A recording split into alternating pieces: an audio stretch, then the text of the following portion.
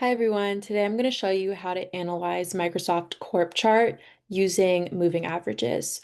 So first let's look at what everything represents visually. So let me just move this chart down a little bit so we can get a better view of everything. So this green and red kind of line right here, that is going to represent our candlestick price line, obviously representing the price. And then this blue line right here is going to be our 50-day moving average.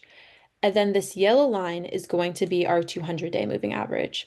So let's see how these lines correlate with each other.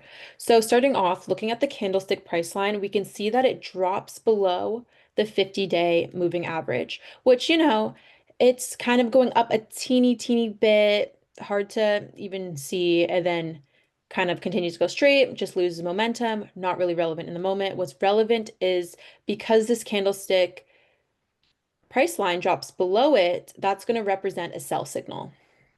So, in regard to the candlestick price line with this 200-day moving average, there is no crossover between them at all, showing there's no interpretation, so it's going to be a hold.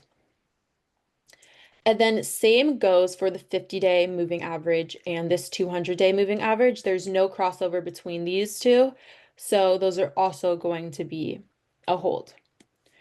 So now let's move down and look at the MACD. So let me just move this down a little bit.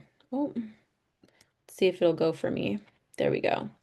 So this blue line is going to be our MACD line, and then this yellow line is going to be our signal line, or it can be called 9-day moving average. So the trend right here is that the MACD line crosses under this signal line.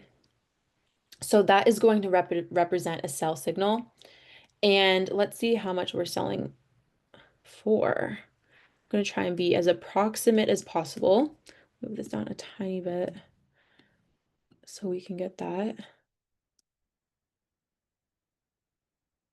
Okay, approximately 512.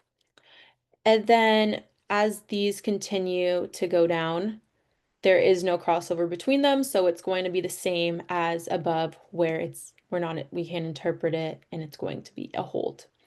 So yeah, thank you for listening to how I analyze Microsoft Corp chart using moving averages.